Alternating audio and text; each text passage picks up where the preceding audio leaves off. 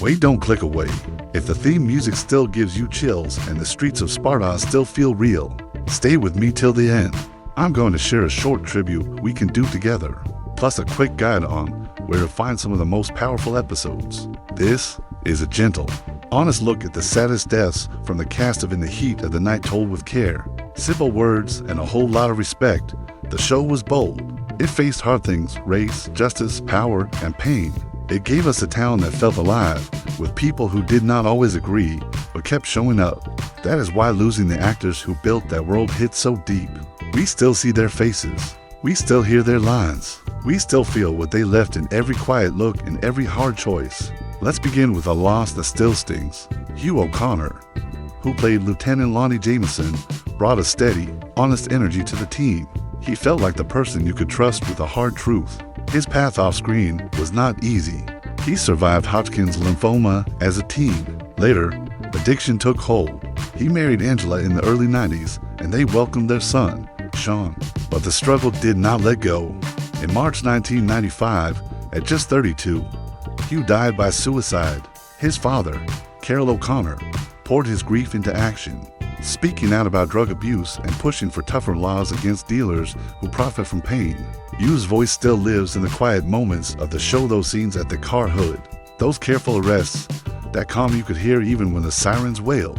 When the credits roll, you can still feel him there.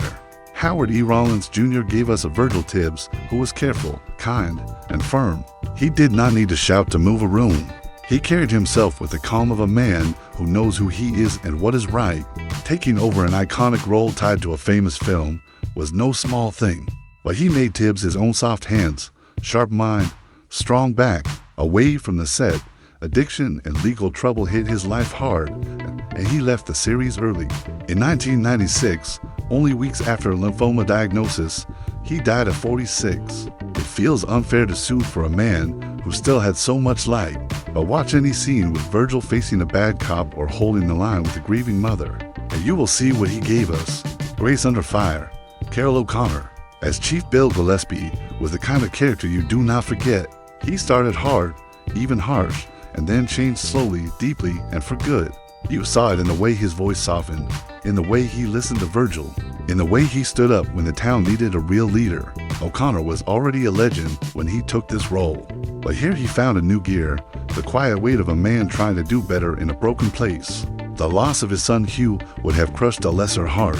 He turned that pain into purpose and kept working. In 2001, he died at 76 after a heart attack.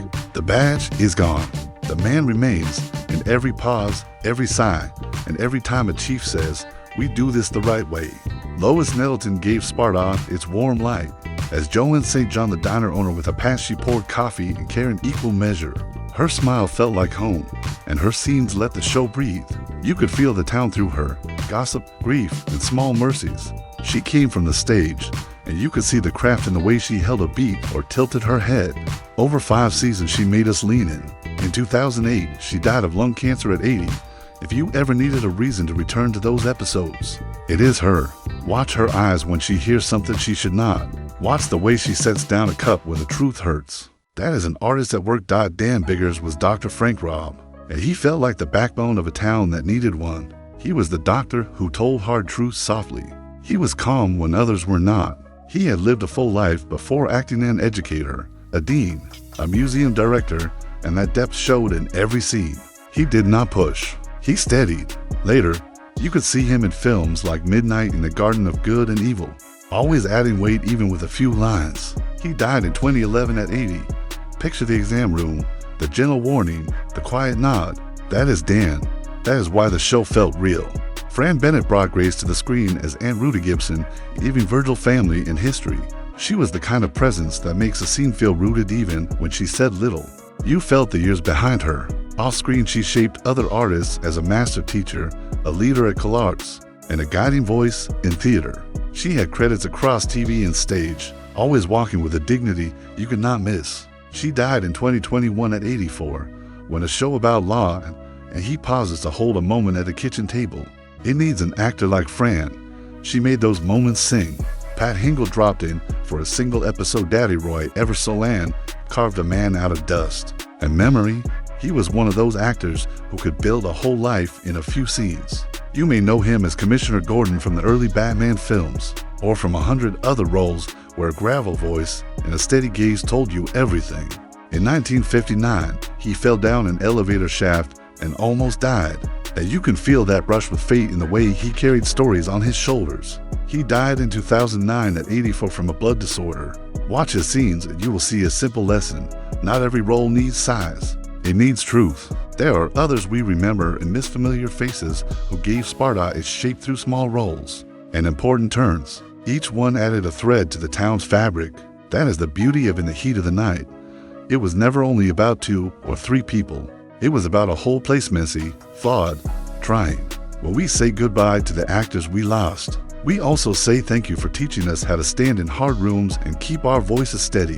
Why do these deaths feel so heavy even now? Because the show did not fake it. It told stories about pain and hope, and the cast met those stories with open hands. Hugh O'Connor showed us how a good man can hurt and still be gentle. Howard Rollins showed us how a black professional in the Deep South could lead with calm and care. Carroll O'Connor showed us that a man can change, and that it matters when he does. Lois Nettleton showed us how kindness holds a town together. Dan Biggers showed us how wisdom sounds. Fran Bennett showed us how family steadies a soul. Pat Hingle showed us how one great scene can linger for years. If you have watched the series in order, you know the rhythm. The call comes in, the cruiser rolls, a name is spoken in a quiet voice, and then truth comes out one step at a time. You also know the way the show made space for feelings, the look a mother gives when she hears bad news, the way a partner rests a hand on a shoulder, the way a chief says, "That's enough." These actors carried those moments with care. That is why we carry them, even now. Thank you for staying with me till the end. If this tribute touched you, please like the video so more fans can find it, and subscribe for more careful, gentle looks at the people who built the shows we love. Leave a comment with the actor you want us to cover next, or the episode you want us to revisit in detail. Your voice helps shape what comes next. They made us think. They made us feel. They stood in the heat and told the truth. We say goodbye with love and we keep watching, so their light stays on.